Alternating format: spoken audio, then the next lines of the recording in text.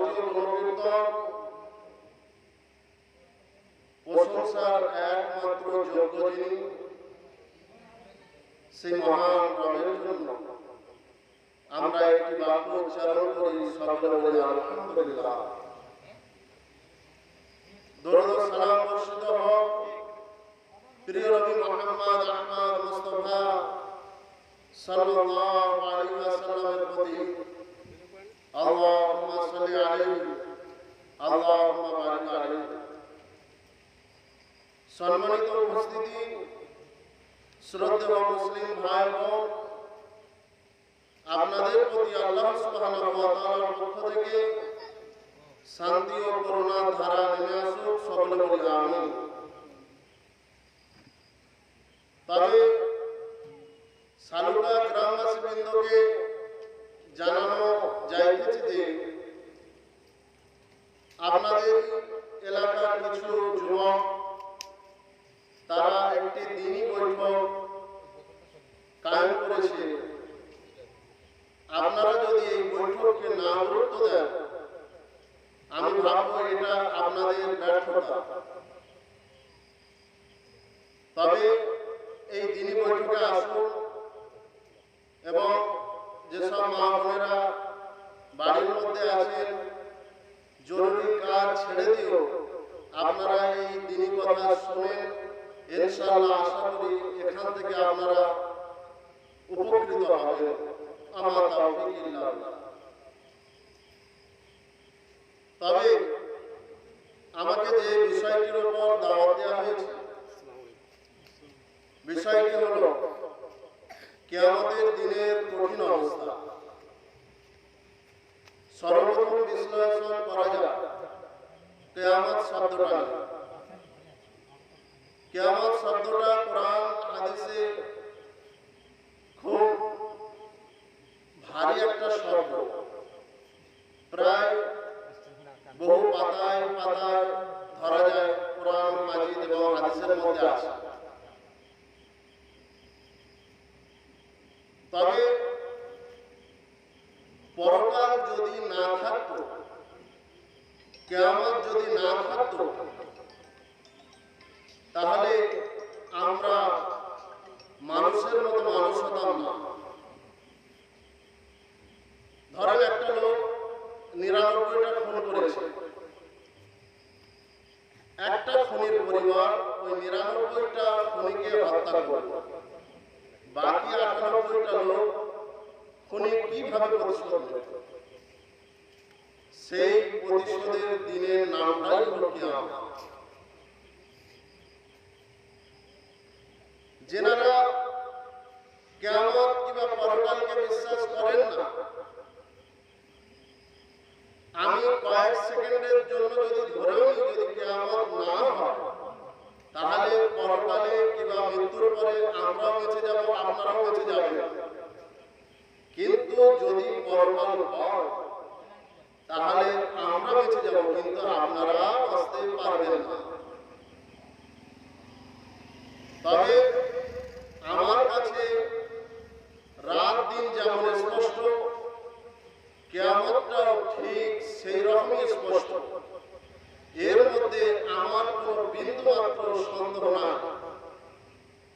ঈমানের মৌলিক শাখা সেটা হচ্ছে পরকালের প্রতি বিশ্বাস। তবে একটা মানুষ মানুষের মতো মানুষ হতে পারবে তখনই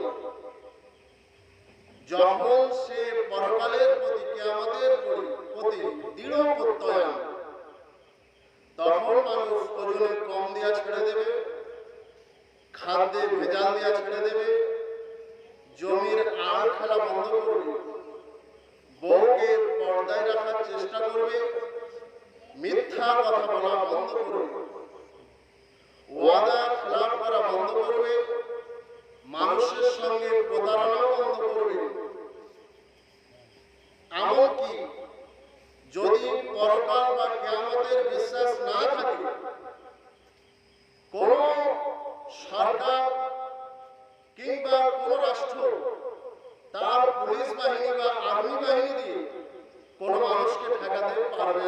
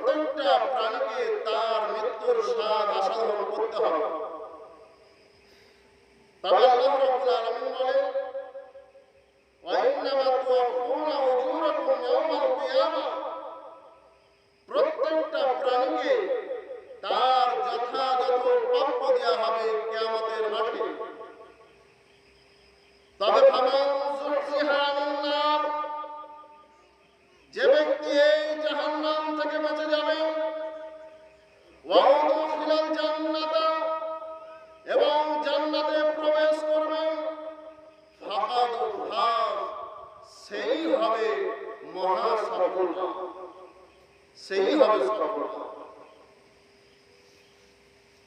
আমরা এই দুনিয়াতে এসেছি, দুনিয়াতে আমরা বহু রকমের পরীক্ষা দিয়ে থাকি। দুনিয়াতে পরীক্ষায় ফেল করলে আরো একবার পরীক্ষা দেওয়ার সুযোগ আছে, কিন্তু পরকালীন যে পরীক্ষা, কিয়ামতের মাঠের যে পরীক্ষা, ওই সময় কেউ যদি ফেল করে তার কিন্তু দ্বিতীয়বার আর সুযোগ দেওয়া হবে না। এরই নাম হচ্ছে কিয়ামত। কিয়ামত মানে হচ্ছে মহাপ্রলয়, মহা দুর্ঘটনা।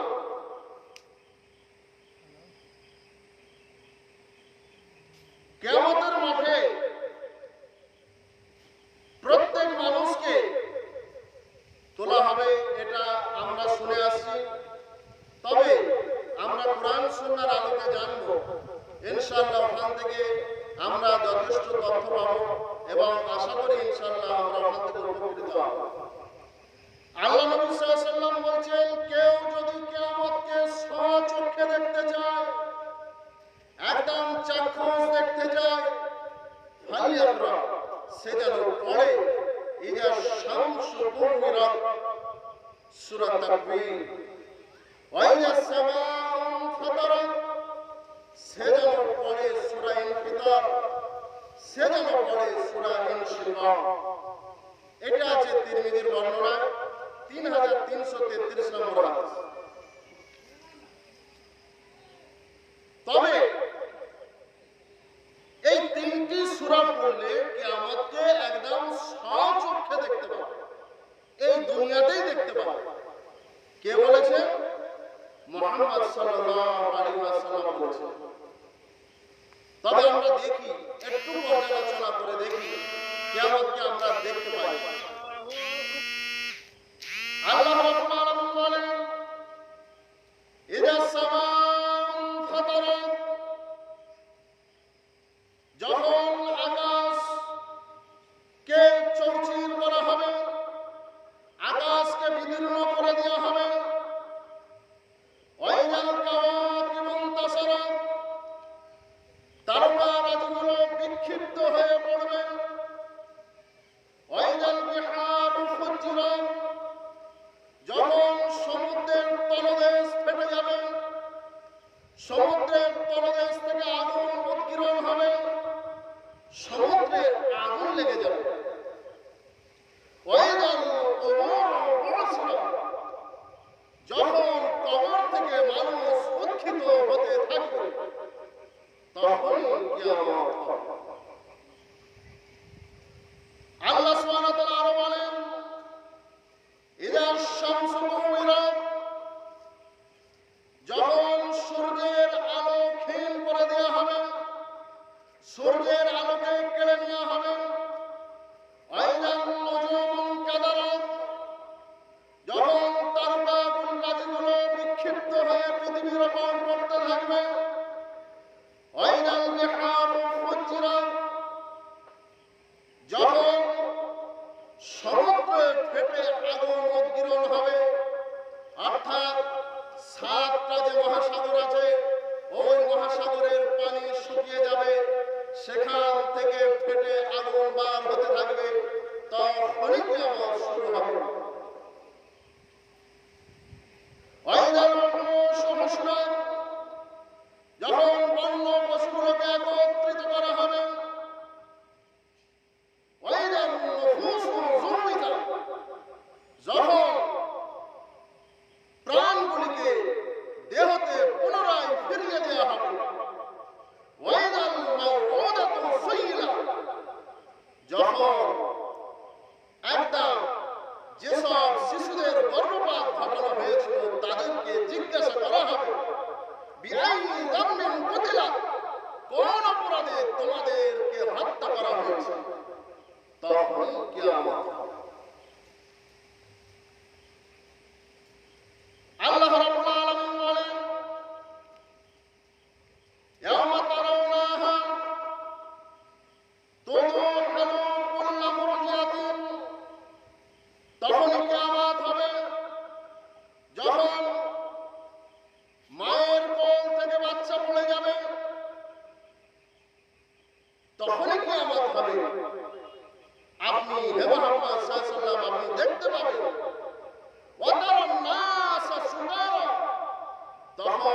মানুষ নেশাগ্রস্ত হয়ে যাবে। কিন্তু তারা নেশা করেনি, এরপরেও তারা নেশাগ্রস্ত হয়ে পড়বে, তখন কিয়ামত। তাহলে একটু লক্ষ্য করা যায়, আল্লাহ রাব্বুল আলামিন প্রথম বললেন আকাশ বিদীর্ণ হয়ে পড়বে, তারকা রাজিগুলো খসে খসে পড়বে, সমুদ্রের তলদেশ ফেটে সেখান থেকে আগুন বার হবে, বন্য পশুগুলো একত্রিত হবে। ওই সময় মায়ের কোলে যে বাচ্চা থাকবে, নবদুগ্ধ শিশু অর্থাৎ নবজাত শিশু, তার কোল থেকে বাচ্চা পড়ে যাবে, কিন্তু তার কোনো হুঁশ থাকবে না। সেদিন এই অবস্থা দেখে মানুষ নেশাগ্রস্ত হয়ে যাবে। নেশাগ্রস্ত মানে একটা মানুষ যখন রাস্তা দিয়ে হাঁটে, যারা নেশা করে, যারা মাতাল হয়, 10 ফুটের রাস্তা দিলেও তার কম পড়ে যায়, অর্থাৎ ডান দিক থেকে বাম দিক, বাম দিক থেকে ডান দিক হয়ে যায়, অর্থাৎ তার কাছে ওই রাস্তাও কম হয়ে যায়। আল্লাহ বলেন তারা নেশাগ্রস্ত হয়ে পড়বে, কিন্তু তারা কিন্তু নেশা করেনি, এরপরেও তারা মাতাল হয়ে যাবে। কেন? এই কারণে যে আল্লাহর কঠিন শাস্তির কারণে তাদের অবস্থা এই। তাহলে আপনার কেমন প্রস্তুতি নেওয়া দরকার? আমরা যে পৃথিবীর উপর বসবাস করছি, এই পৃথিবীটাও থাকবে। আমরা যে এত সুন্দর করে ঘর বাড়ি বানিয়েছি, কেউ আবার 16 mm, কেউ আবার 25 mm, 20 mm, যে যেরকম রড দিয়ে বানিয়েছি, সুন্দরতম স্টাইলে বাড়ি বানিয়েছি, সেখানে পুট্টি করেছি, রং করেছি। আল্লাহ রাব্বুল আলামিন বলেন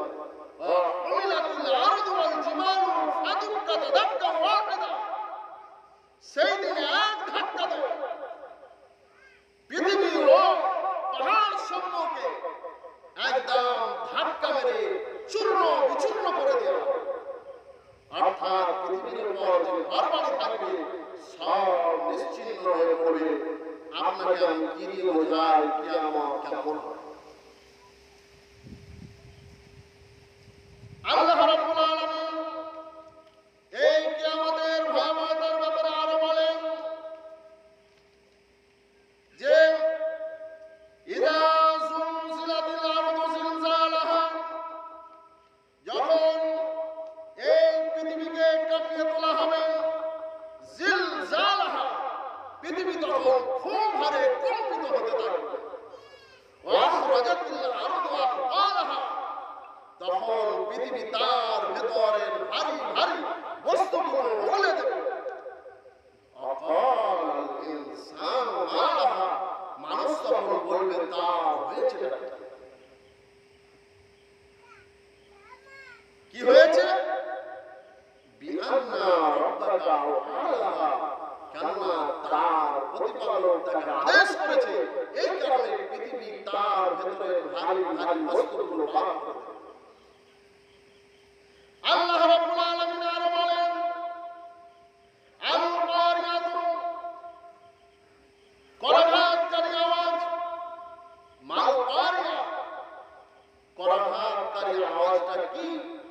ওয়া মা আদরাকা মাল কারিয়া, আপনি কি জানেন ওই করাঘাতকারী আওয়াজটা কি? করাঘাতকারী আওয়াজ মানে ধরেন আপনি রাত্রে ঘুমিয়ে আছেন, গভীর রাতে আপনার দরজাতে এসে কেউ মারল, হঠাৎ কি মনে হবে? যে হয় আপনার নামে কেউ কেস করেছে, পুলিশ ধরতে এসেছে, না হয় আপনার পাশের বাড়ির মহিলা ডেলিভারি আছে, এই কারণে আপনাকে সহযোগিতার জন্য ডাকতে এসেছে। এইরকম ভাবে হঠাৎ করাঘাতকারী আওয়াজ। হে নবী, আপনি কি জানেন মাল কারিয়া, এই করাঘাতকারী আওয়াজটা কি?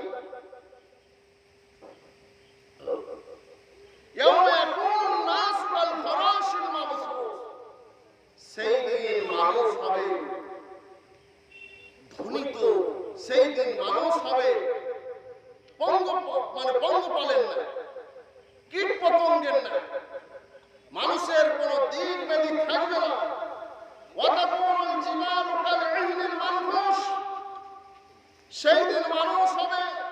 সেই দিন পাহাড় পর্বতগুলো হবে ধ্বনিত তুলার ন্যায়।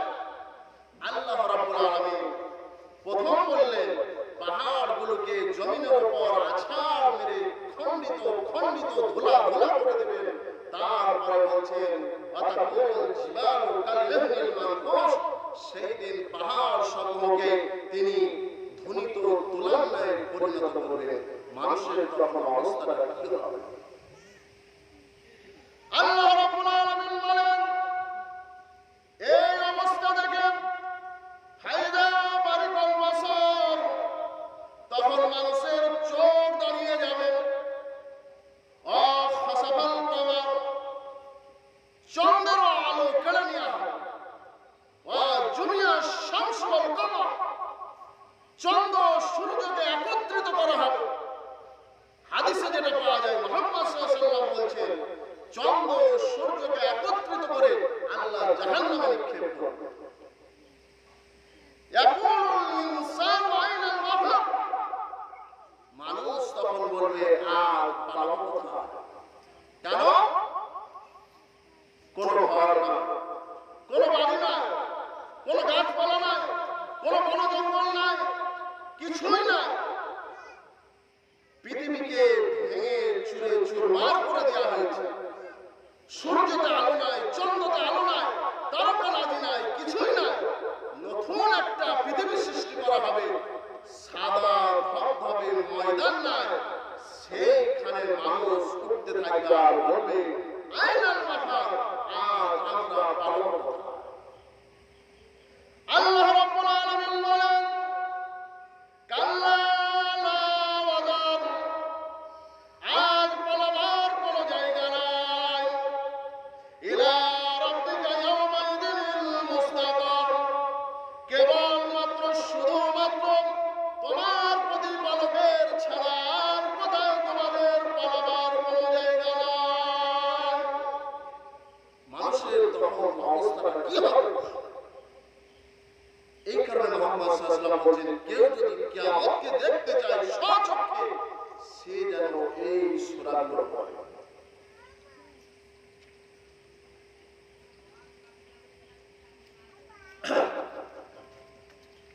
আল্লাহ রাব্বুল আলামিন বলেন অনুফিকা ফিস-সূরি ফাইযা হুম মিনাল আজদাস ইলা রাব্বিহিম ইয়ানসিলুন, যখন ইসরাফিল আলাইহিস সালাম সিংহায় ফুঁক দেবে তখন মানুষ তার নির্দাস স্থল থেকে বার হয়ে ইলা রাব্বিহিম ইয়ানসিলুন, তার প্রতিপালকের দিকে দৌড়াবে।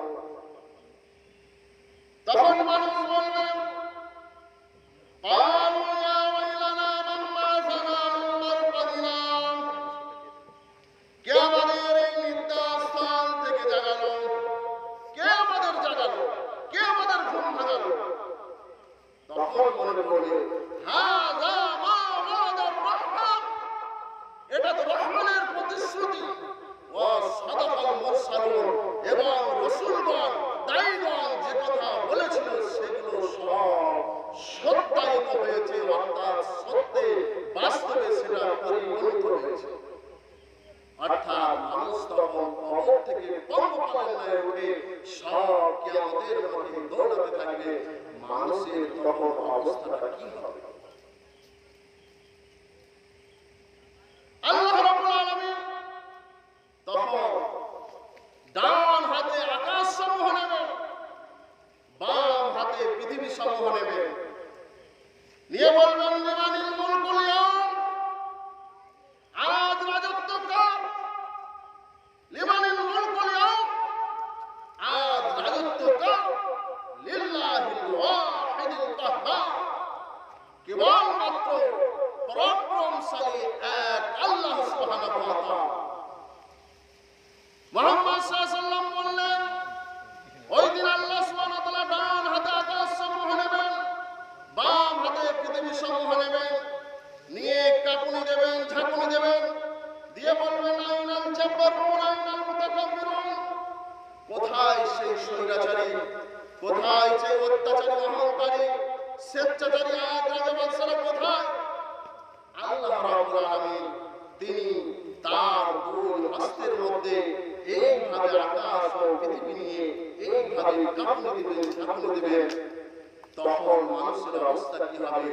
আয়েশা রাদিয়াল্লাহু তাআলা আনহা বলেন, ইয়া রাসূলুল্লাহ, ওই সময় মানুষজন কোথায় থাকবে? তিনি বললেন, আলা সিরাত, তারা থাকবে পুলসিরাতের উপর। আমি আপনাকে বোঝাই কিয়ামত ঠিক কেমন ভাবে হবে। কোন মানুষের বিশেষ কোন পরিচিতি থাকবে না। ধনী কি, গরিব কি, রাজা কি, বাদশা কি, কিয়ামতের মাঠ এমন একটা মাঠ হবে, কোন মানুষের কোন পরিচিতি থাকবে না। কেন? আল্লাহ নবী সাল্লাল্লাহু আলাইহি ওয়াসাল্লাম বললেন, ইহশারুন নাসু হুফাতান উরাতান গুরলা, মানুষকে একত্রিত করা হবে নগ্ন পায়ে, খতনাবিহীন অবস্থা এবং উলঙ্গ অবস্থা। অর্থাৎ মানুষ যে অবস্থায় পৃথিবীতে এসেছিল ওই অবস্থায় তাকে কিয়ামতে উঠতে হবে। আয়েশা রাদিয়াল্লাহু তাআলা আনহা বললেন, ইয়া রাসূলুল্লাহ, আন-নিসাউ ওয়ার রিজালু জামিআন, নারী পুরুষ তো একাকার হয়ে যাবে। ইয়ানজুরু বা'দুহুম বা'দ, তারা কি নারী পুরুষের, পুরুষ নারীর লজ্জাস্থান দেখে ফেলবে না? আল্লাহর নবী বললেন, আয়েশা শোনো, কিয়ামতের মাঠটা এমন এক বিভীষিকাময় মাঠ হবে, যেই দিন কোন মানুষ কোন মানুষের দিকে তাকাবার কোন সময় পাবে না। যেমন আমি লকডাউনে একটা ভিডিও দেখেছিলাম, যখন প্রশাসন জনগণকে পিটছে, কতগুলো লোক বাজারে গিয়েছে। বাজারে যাওয়ার পরে পুলিশ প্রশাসন তাদেরকে ধরে মারছে। একজন ব্যক্তির লুঙ্গি খুলে মারছে, সে আর লুঙ্গি খোলাবার সময় পায়নি, ওই লুঙ্গি খোলা অবস্থায় দৌড়েছে। কোথায় মার? দুনিয়ার মার। দুনিয়ার মারে যদি মানুষের এই অবস্থা হয়, তাহলে পরকালের মার করলে মানুষের কি অবস্থা হবে? কেন? সূর্যকে আল্লাহ আবার নতুন ভাবে তৈরি করবে। আল্লাহ নবী সাল্লাল্লাহু আলাইহি ওয়াসাল্লাম বলেন, তুদনা শামসু ইয়াওমাল কিয়ামা মিন খালকি হাত্তা তাকুনা মিনহুম কামিকদার মিল, কিয়ামতের মাঠে সূর্যকে আবার নতুন করে আনা হবে, মানুষের একদম কাছাকাছি থাকবে। মিল শব্দ বলা হয়েছে, মাইল শব্দ। 1 মাইল মানে 1.6 কিলোমিটার। কিন্তু এই হাদিসের ব্যাখ্যায় আপনি পড়বেন যে মিল শব্দের অর্থ কেউ কেউ করেছেন একটা সুরমা কাঠি। সর্বোচ্চ লম্বা সুরমা কাঠি আমি 1.5 ফুট দেখেছি। এতটা দূরেও যদি হিসাব করা হয়, সূর্যটা যদি এতটা কাছাকাছি থাকে, তাহলে মানুষের অবস্থাটা কি হতে পারে? আল্লাহর নবী সাল্লাল্লাহু আলাইহি ওয়াসাল্লাম বলেন, সূর্য যখন মানুষের এই রকম সন্নিকটে থাকবে, তখন কারো ঘাম হবে টাকনো পর্যন্ত, কারো ঘাম হবে হাঁটু পর্যন্ত, কারো ঘাম হবে কোমর পর্যন্ত, কারো ঘাম হবে থুতনি পর্যন্ত। মুহাম্মদ সাল্লাল্লাহু আলাইহি ওয়াসাল্লাম ইশারা করে দেখায়, অর্থাৎ যার যত আমল বেশি হবে সে কিয়ামতের মাঠে ঘরমাত্র কম হবে। এবার আপনি যদি এই সূর্যের উত্তাপ থেকে বাঁচতে চান, সূর্যের প্রখর উত্তাপ থেকে, তাহলে আপনাকে কি করতে হবে? আল্লাহর আরশের ছায়ায় আশ্রয় নিতে হবে। বুখারীর একটি হাদিস আছে, আল্লাহর আরশের ছায়ায় অবস্থান করবে 7 শ্রেণীর মানুষ। বুখারীতে হাদিসটি প্রায় 5টা জায়গায় এসেছে। প্রথম নাম্বার হচ্ছে 607 নম্বর হাদিস। আল্লাহ নবী সাল্লাল্লাহু আলাইহি ওয়াসাল্লাম বললেন, লা জিল্লা ইল্লা জিল্লাহু ইয়াওমাল কিয়ামা, কিয়ামতের মাঠে তার ছায়া ছাড়া আর কোনো ছায়া থাকবে না। সূর্য যখন এত কাছাকাছি থাকবে তাহলে আরশের ছায়ার প্রয়োজন আছে। মুহাম্মদ সাল্লাল্লাহু আলাইহি ওয়াসাল্লাম বললেন, ওই 7 শ্রেণীর লোক ওই আরশের ছায়ায় অবস্থান করবে। তার মধ্যে প্রথম শ্রেণীকে ইমামুন আদিলুন ন্যায়পরায়ণ শাসক, ওয়াশাবুন নাশা ফি ইবাদাতিল্লাহ, ওয়াশাবুন নাশা ফি ইবাদাতিল্লাহ, ওই যুবক যে যুবক তার যৌবনকালকে আল্লাহর ইবাদতে কাটিয়েছে। আর 4 শ্রেণী আছে। আরেক শ্রেণী হলো যে ডান হাতে দান করে বাম হাতে জানতে পারে। আরেক শ্রেণী আছে আল্লাহর জন্য মানুষকে ভালোবাসে, আবার আল্লাহর জন্য ওই মানুষের থেকে বিচ্ছেদ ঘটায়। আরেক শ্রেণী আছে যাকে সম্ভ্রান্ত পরিবারের কোন মহিলা তাকে প্রেমালাপের জন্য ডাকলো, সে বলল, আমি জগৎ সমূহের রব আল্লাহ সুবহানাহু ওয়া তাআলাকে ভয় করি, আমি তোমার সঙ্গে প্রেমালাপ করতে পারবো না। সেও আরশের ছায়ায় অবস্থান করবে। আমাদের মধ্যে যদি এই 7টা গুণের কোনো একটা গুণ থাকে তাহলে ইনশাআল্লাহ আমরা ওই আরশের ছায়ায় অবস্থান করব। মানুষ তখনই কিয়ামতকে ভয় করবে যখন এই কিয়ামতকে নিয়ে বাস্তবের সঙ্গে মিলিয়ে চিন্তা করতে পারবে, ভাবতে থাকবে। কেন? আল্লাহর কথা মানে এখানে কোনো সন্দেহের ব্যাপার নেই।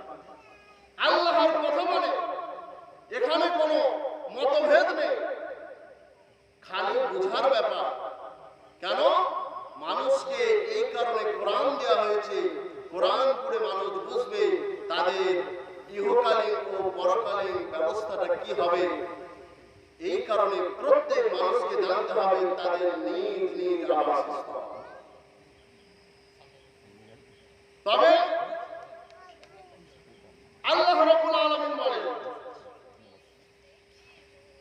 মানুষকে এবার প্রত্যেক মানুষকে জাহান্নামের দিকে হাঁকিয়ে তাড়িয়ে নিয়ে আসা হবে। কিয়ামতের মাঠ প্রতিষ্ঠিত হলো, এবার দ্বিতীয় ফুৎকার দেওয়া হলো। আল্লাহ রাব্বুল আলামিন বলছেন, ওয়াজিয়া ইয়াওমাইযিন বিজাহান্নাম ইয়াওমাইযিন ইয়াতাযাক্কারু আন্না লাহু যিকরা, জাহান্নামকে সেই দিন টেনে হিঁচড়ে আনা হবে। মুহাম্মদ সাল্লাল্লাহু আলাইহি ওয়াসাল্লাম বলছেন, জাহান্নামকে আনার জন্য 49 কোটি ফেরেশতা লাগে। কত ফেরেশতা? 49 কোটি।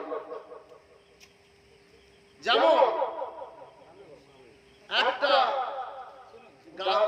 মানে কোনো পুকুরের দ্বারা একটা গাছ কাটার পরে যদি ওই গাছের গোড়াটা পুকুরে পড়ে যায়, কাছি দিয়ে টানার জন্য কতগুলো লোক লাগে? কটা কাছি লাগে? যত মোটা গোড়ে হবে তত কাছি, তত লোক লাগে। জাহান্নামকে শুধু আনার জন্য 70,000 কাছি লাগানো এবং প্রত্যেক লাগামে প্রত্যেক কাছিতে আবার 70,000 করে ফেরেশতা লাগানো হবে। 70,000 ইনটু 70,000 হয় 49 কোটি ফেরেশতা লাগানো। মানুষকে এইভাবে জাহান্নামকে এইভাবে আনা হবে। জাহান্নাম তখন রেগে ফেটে পড়বে। জাহান্নাম তখন তার অধিবাসীদেরকে দেখে গর্জন করবে, তর্জন করবে। জাহান্নাম রেগে যাবে, ক্ষেপে যাবে। আল্লাহ রাব্বুল আলামিন বলছেন, যখন মানুষকে ওই জাহান্নামের দিকে আনা হবে, ওয়াসিকাল্লাযীনা কাফারু ইলা জাহান্নামি যুমারা, যখন কাফেরদেরকে জাহান্নামের দিকে হাঁকিয়ে নিয়ে যাওয়া হবে, হাত্তা ইযা জাউহা, যখন তারা জাহান্নামের গেটের কাছে আসবে, ফুতিহাত আবওয়াবুহা, তাদের জন্য জাহান্নামের গেট খুলে দেওয়া হবে। ওয়াকালা লাহুম খাযানাতুহা ব্যাপার, তোমাদের নিকট তোমাদের মধ্য থেকে কি কোনো সতর্ককারী কোনো রাসূল আসেনি? তোমাদের নিকট কি হে সালুকার গ্রামের বাসী, তোমাদের কাছে কি কোনো দায়ী আসেনি? তোমাদের কাছে কি কেউ এইরকম বৈঠক করে শোনায়নি? তারা তখন বলবে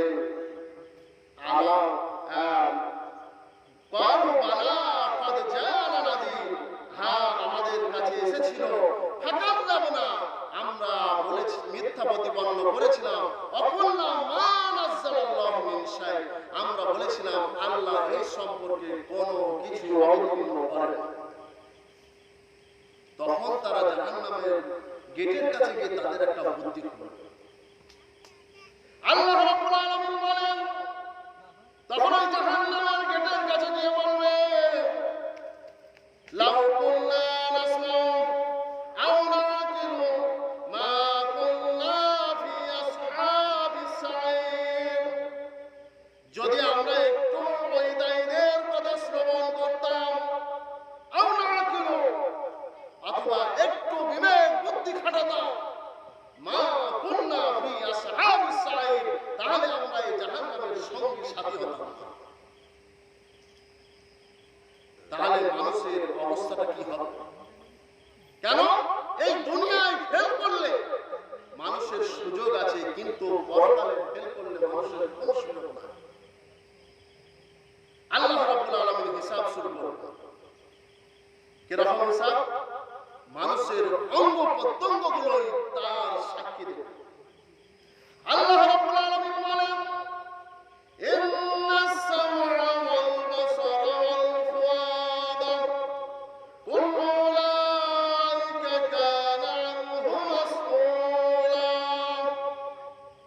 অবশ্যই মানুষকে জিজ্ঞাসিত করা হবে তার শ্রবণ সম্পর্কে, ওয়াল বাসারা, তার দর্শন সম্পর্কে, ওয়াল ফুআদা, তার অন্তঃকরণ সম্পর্কে, কুল্লু উলাইকা কানা আনহু মাসউলা, এবং আরো যা কিছু আছে তাদেরকে সেই সম্পর্কে জিজ্ঞাসা করা হবে। এবার আপনি কি শুনেছেন পৃথিবীতে, এই শোনা নিয়ে আপনাকে জিজ্ঞাসা করা হবে। আল্লাহ নিষেধ করেছিল, লাহওয়াল হাদিস শুনতে নিষেধ করেছিল, গান শুনতে নিষেধ করেছিল, সিনেমা নাটক শুনতে নিষেধ করেছিল, আইপিএল এর খেলা শুনতে নিষেধ করেছিল, এবং অসার বাক্য শুনতে নিষেধ করেছিল। সেইগুলো শুনেছ কিনা এই গান সম্পর্কে জিজ্ঞাসা করা হয়। শুনতে বলা হয়েছিল, আইদা কুরিয়াল কুরআন, যখন কোরআন পড়া হয় তখন ফাস্তামিউ লাহু ওয়ানসিতু লাআল্লাকুম তুরহামুন, তোমরা তখন চুপ করে মনোযোগের সাথে কোরআন শ্রবণ করো। কোরআন যখন পড়া হয় তাদেরকে শুনতে বলা হয়েছিল, এটা শুনেছিল, এই সম্পর্কে তাকে জিজ্ঞাসা করা।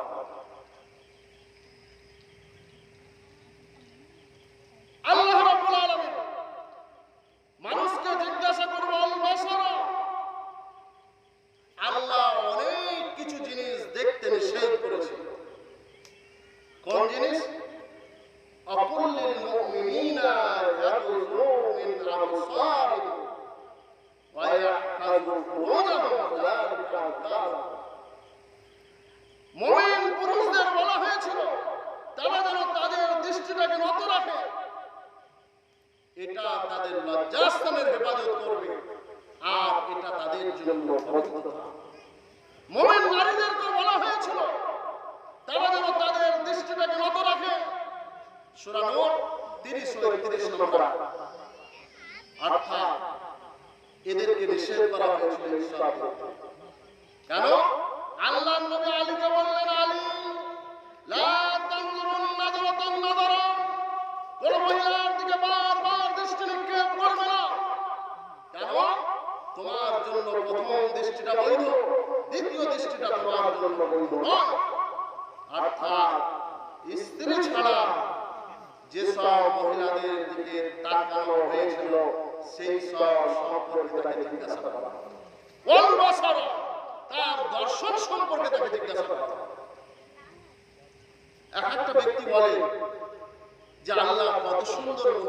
সৃষ্টি করেছে, আল্লাহর সৃষ্টিকে কি দেখবো না? আল্লাহ এই দৃষ্টিকে দেখতে নিষেধ করেছে, এটা নিয়ে তোমাকে গবেষণা করতে বলা হয়। যদি গবেষণা করতেই হয়, তুমি একটা বিবাহ করো, তোমার স্ত্রীকে নিয়ে তুমি গবেষণা করো। একটাই যদি না হয়, মাসনা দুটো, সুলাসা তিনটে, রুবা চারটে, অর্থাৎ তোমার জন্য পথ আছে। তোমার যৌবন যদি ঠান্ডা না হয়, চারটে পর্যন্ত তুমি করতে পারো। তবে আল্লাহ নিষেধ করেছিল আল বাসারা, তাকে জিজ্ঞাসা করা হবে তার দর্শন সম্পর্কে। আল্লাহ রাব্বুল আলামিন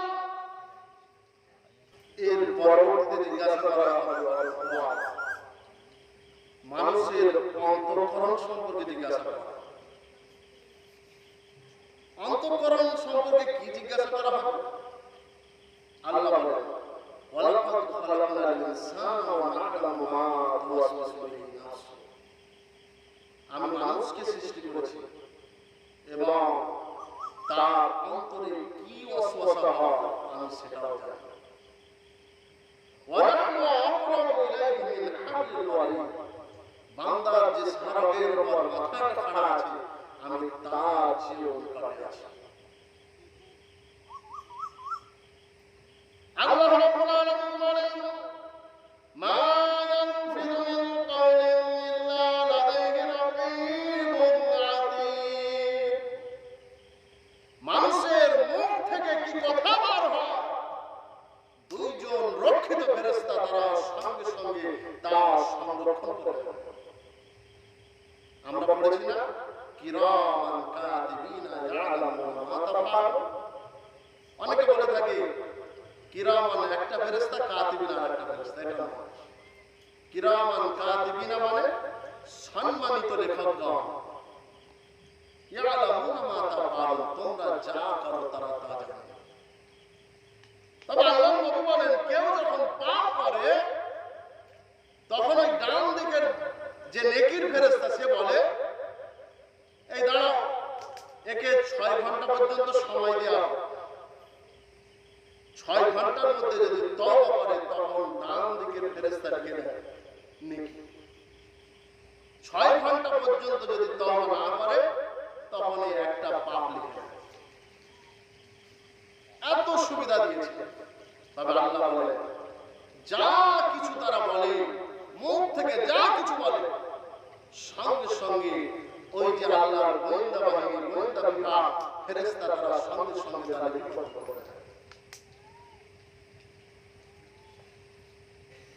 এমনকি মানুষের সাক্ষী দেবে, তার চামড়া তার বিরুদ্ধে সাক্ষী দেবে। আমরা শুনেছি, আল-ইয়াওমা নাখতিমু আলা আফওয়াহিহিম, তাদের মুখে মোহর মেরে দেব। সূরা ইয়াসিনের আয়াত। ওয়া তুকাল্লিমুনা আইদিহিম, তাদের হাত আমার সঙ্গে কথা বলবে। ওয়া তাশহাদু আরজুলুহুম, তাদের পা সাক্ষী দেবে তাদের যা কৃতকর্ম তারা যা করেছে। তবে আল্লাহ রাব্বুল আলামিন সূরা ফুসিলাতে বলেন, ওয়াজুলুদুহুম, তাদের চামড়া পর্যন্ত তাদের বিপক্ষে সাক্ষী দেবে।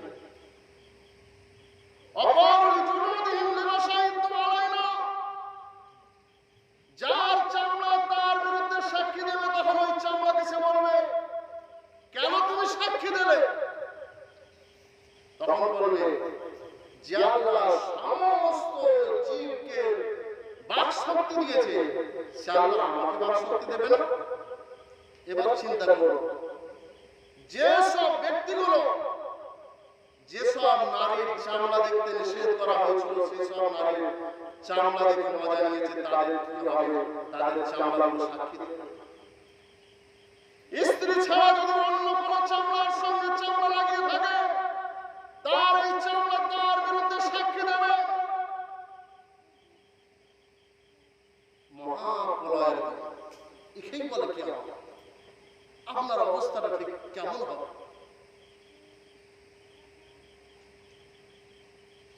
আল্লাহ রাব্বুল আলামিন আমাদের আরো বলেছে, তখন অনেক কাফের মুনাফিক পাপাচারী বান্দারা আল্লাহর সঙ্গে তুজাদালুর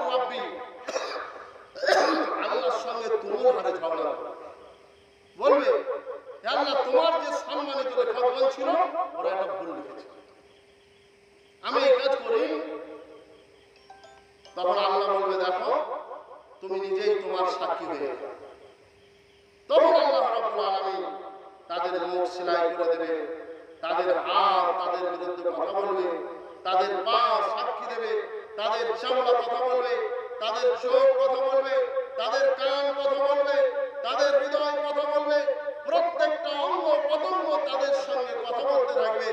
সূরা ইয়াসিনের ওই আয়াতটা পড়বে, ওর তাফসীর সহ দেখবে ইবনে কাসির রাহিমাহুল্লাহ মুসলিমের কয়েকটা রিওয়ায়াত নিয়ে এসে বিস্তারিত ব্যাখ্যা করেছেন। আলিয়া মুনাফিকুনা এর ব্যাখ্যা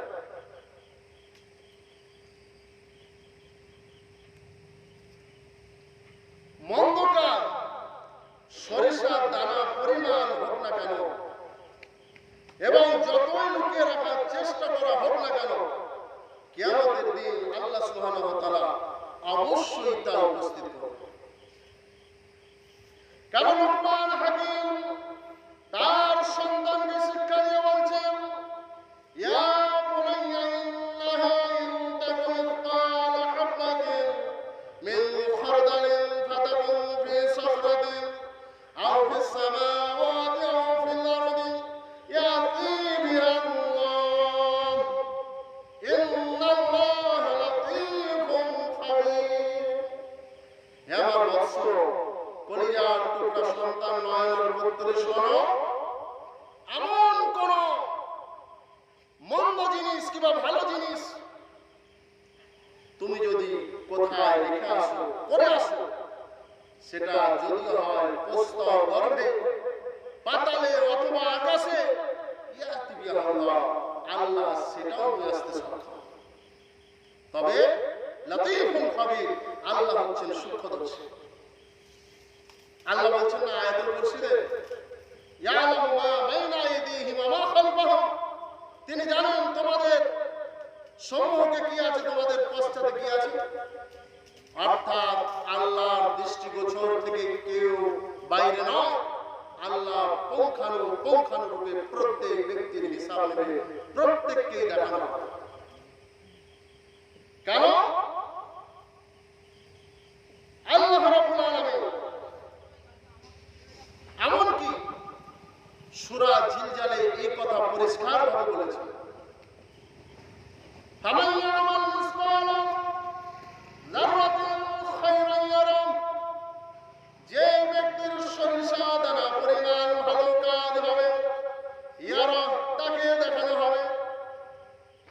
ওয়া মান ইয়ামাল মিসকালা যাররাতিন শাররান ইয়ারা, যে ব্যক্তির মন্দ কর্ম সরিষা পরিমাণ হবে, ইয়ারা তাকে দেখানো হবে।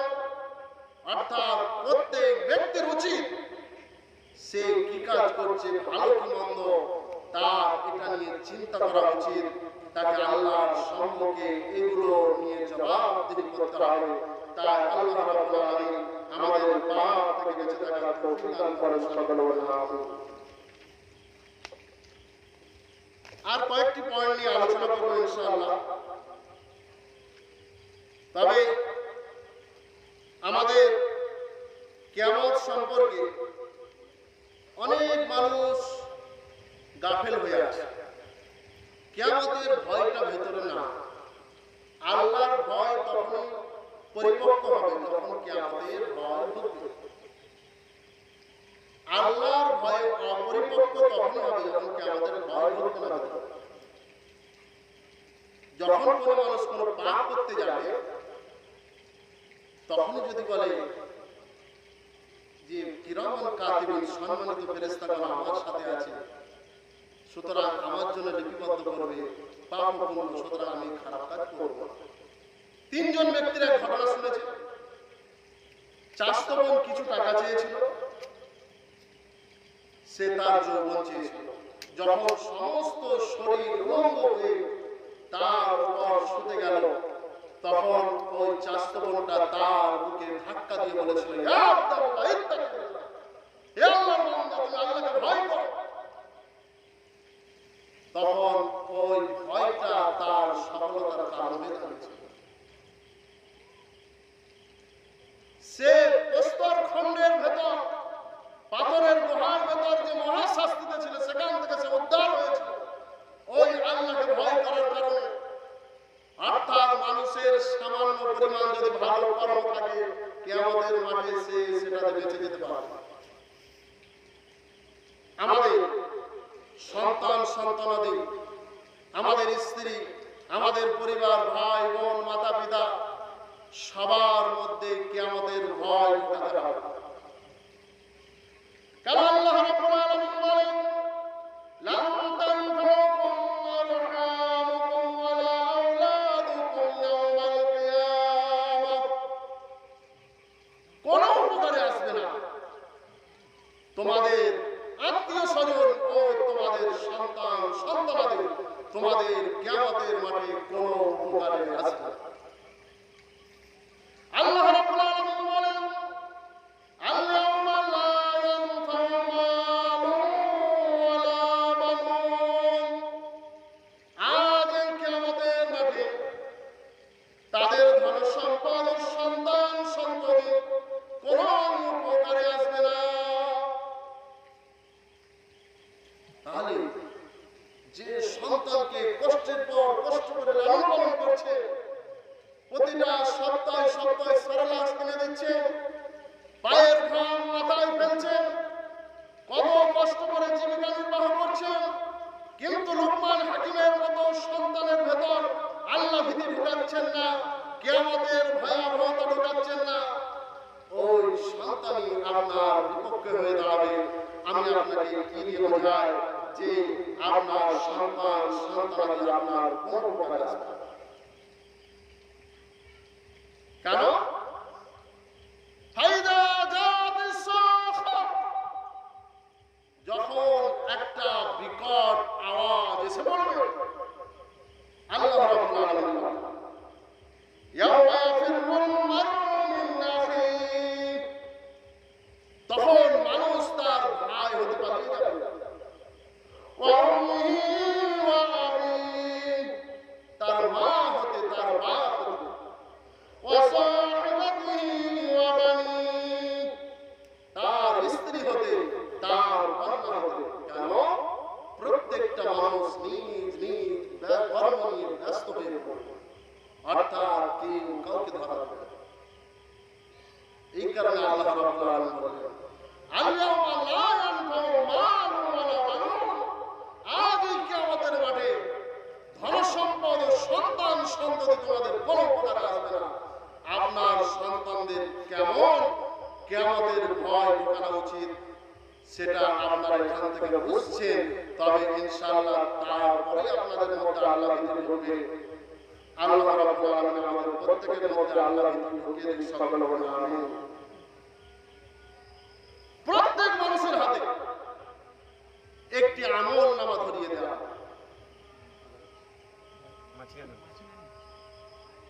আটটা 15 আজান এখানে চালাবো। প্রত্যেক ব্যক্তির হাতে আমল নামা ধরিয়ে দেবে, একটা খাতা। আল্লাহ রাব্বুল আলামিন বলেন, ফাম্মা মান উতিয়া কিতাবাহু বিয়ামিনিহি, যার ডান হাতে আমল নামা দেওয়া, ফায়াকুলু হামকরাউ কিতাবিয়া, সে খুব আনন্দে বলবে, এই দেখো দেখো আমার আমল নামাটা পড়ে দেখো, ইন্নী যানানতু আন্নী মুলাকিন হিসাবিয়া, আমি তো দৃঢ়প্রত্যয় ছিলাম যে আমি হিসাবের সম্মুখীন হব। সুতরাং সে সুখে স্বচ্ছন্দে জান্নাতে বসবাস করবে। ফি জান্নাতিন আলিয়া, জান্নাতের উচ্চ শিখরে বসবাস করবে। আল্লাহ রাব্বুল আলামিন বলেন, ওয়া আম্মা মান উতিয়া কিতাবাহু বিশিমালিহি, যার বাম হাতে আমল নামা দেওয়া হবে, ফায়াকুলু ইয়া লাইতানি লাম উতিয়া কিতাবিয়া, সে বলবে হায় আফসোস, আমাকে যদি এই আমল নামা না দেওয়া হতো। ওয়ালাম আদরি মা হিসাবিয়া, আমি যদি হিসাবের সম্মুখীন না হতাম, আমার যদি মৃত্যুটা শেষ হয়ে যেত, এটাই ভালো হতো। সুতরাং প্রত্যেক মানুষকে তার কর্মের খাতা তুলে দেওয়া হবে, আর প্রত্যেকটা ব্যক্তি তার খাতা অনুযায়ী সে তার পুরস্কার পাবে। তাই আল্লাহ রাব্বুল আলামিন আমাদের এখানে প্রত্যেককে ডান হাতে যেন আমলনামা পায়। সকলে বলে আমিন। আল্লাহ কবুল করুন। কিয়ামতের মাঠে আল্লাহ রাব্বুল আলামিন প্রত্যেক মানুষকে তো তুলবেন, কেউ বাদ যাবে না। আল্লাহ রাব্বুল আলামিন এক পর্যায়ে বলবেন, তার যারা অপরাধকারী বান্দা, পাপাচারী বান্দা, তাদেরকে বলবেন, খুযুহু, তাকে ধরো, ধরো তাকে, ফাগুল্লুহু, তার গলায় বেড়ি পরিয়ে দাও, সুম্মাল জাহিম ফাসাল্লু, তারপরে তাকে জাহান্নামে নিক্ষেপ করো। তাই সম্মানিত উপস্থিতি, শ্রদ্ধেয় মুসলিম ভাই বোন, আপনাদের কাছে একটা আমার বিনীত নিবেদন, আমি কোরআন সুন্নাহ অনুযায়ী আমি যতটা বুঝতে পেরেছি, পরকালের ভয় প্রত্যেকটা মানুষের মধ্যেই লাগে। পরকালের ভয় না থাকলে কোনো মানুষ ভালো মুমিন হতে পারে না। আল্লাহ নবী সাল্লাল্লাহু আলাইহি ওয়াসাল্লামের কয়েকটা দাড়ি পেকে গিয়েছিল। আয়েশা রাদিয়াল্লাহু আনহা বলছেন, ইয়া রাসূলুল্লাহ, আপনার দাড়ি পেকে গেল? তিনি বললেন, আমাকে কয়েকটা সূরাতে আমার দাড়ি পাকিয়ে দিয়েছে। তার মধ্যে আছে সূরা হুদ, অর্থাৎ সূরা হুদ পড়লে কিয়ামতের চিন্তা আছে। মানুষের চিন্তাতে দাড়ি পাকে, চুল পাকে, ওই সূরা হুদ আমার দাড়ি পাকিয়ে দিয়েছে। আল্লাহর নবী বলেন, মান কানাতিদ দুনিয়া হাম্মাহু, যার একমাত্র চিন্তা, কেবলমাত্র চিন্তা দুনিয়া, দুনিয়া, আল্লাহ রাব্বুল আলামিন তার চোখের সামনে অভাবকে ধরিয়ে দেন, তার সমস্ত কাজগুলোকে এলোমেলো করে দেবেন। আল্লাহ নবী বলেন, সে ততটাই পাবে যতটা তার ভাগ্যে ছিল। এই হাদিসটা দিয়ে আমি অনেক বাস্তবে মিলিয়ে দেখেছি। অনেক ব্যক্তির 1 লাখ টাকা ইনকাম, কিন্তু বাড়িতে কোনো শান্তি না, তারপরে মাসের শেষে মুদিখানায় ধার হয়ে যায়। ঘরে এমন আল্লাহ একটা রোগী বসিয়ে দিয়েছে যে রোগীর ডায়ালিসিস করতে করতে 60,000 80,000 টাকা খরচ হয়ে যায়। অর্থাৎ যার খালি চিন্তা দুনিয়া, দুনিয়া, দুনিয়া, আল্লাহ তার সমস্ত কাজগুলোকে এলোমেলো করে দেবেন। তার চোখের সামনে অভাবকে ধরিয়ে দেবেন। আল্লাহ নবী বলেন, মান কানাতিল আখিরাতু হাম্মাহু, যার কেবলমাত্র চিন্তা, শুধুমাত্র চিন্তা পরকালে আমার কি হবে।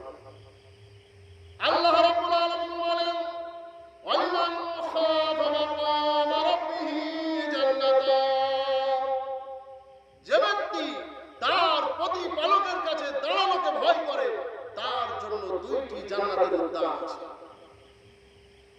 অর্থাৎ যার চিন্তা পরকালে কি হবে, পরকালে কি হবে। আল্লাহ নবী বলেন, আল্লাহ তার চোখের সামনে স্বচ্ছলতা ধরে, তার সমস্ত কাজগুলোকে গচ্ছিত করে দেবেন। দুনিয়া তার কাছে অপমান হয়ে ফেরত যাবে। অর্থাৎ আপনি ভাবছেন আমি খাটলেই বেশি টাকা পাবো, এটা কোনোদিনই না। আমি বেশি চালাক বলেই বেশি টাকা পাচ্ছি, এটা কোনোদিনই না। যদি চালাক লোকই বেশি টাকা পেত, তাহলে এমন এমন চালাক লোক আছে দেখবেন, তারা অট্টালিকার ব্যবস্থা। যদি পরিশ্রম করলে বেশি টাকা পাওয়া যেত, তাহলে আমাদের গ্রামের চাষিগুলো বেশি টাকা পেত। এটা ভাবে যার যতটা ভাগ্যে আছে সে ততটাই পাবে, ওর বেশি পাবে। তবে আল্লাহ কিন্তু খাটতে নিষেধ করে, সে ওটা খেটেই পাবে। তবে যতটা আমার ভাগ্যে আছে অতটাই পাবে। তবে আমাদের পরকালকে ফার্স্ট রাখতে হবে, দুনিয়াকে সেকেন্ড রাখতে হবে। কেন আল্লাহ রাব্বুল আলামিন বলেন,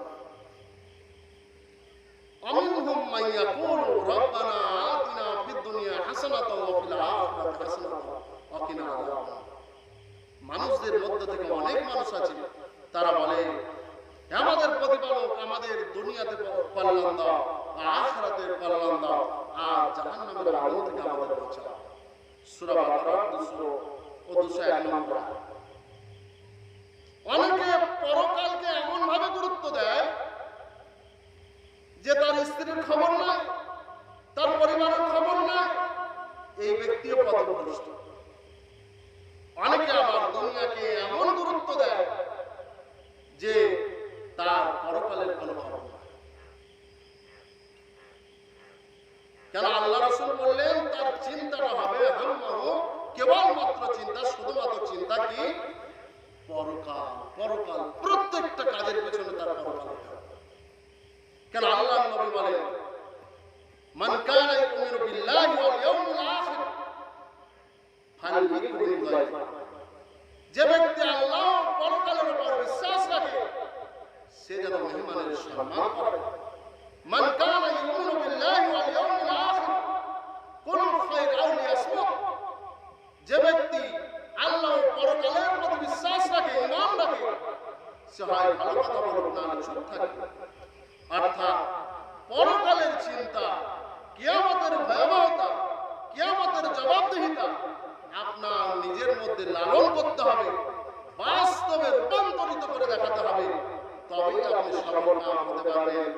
এই বলে আমি আমার সংক্ষিপ্ত বক্তব্য শেষ করলাম। তাই আমার জন্য দোয়া করবেন, আমরা যেন আরো দাওয়াতি কাজ করতে পারি। এই বলে আমি আমার বক্তব্য শেষ করলাম। সুবহানাল্লাহি ওয়া বিহামদিহি, আশহাদু আল্লা ইলাহা ইল্লা আনতা, আস্তাগফিরুকা।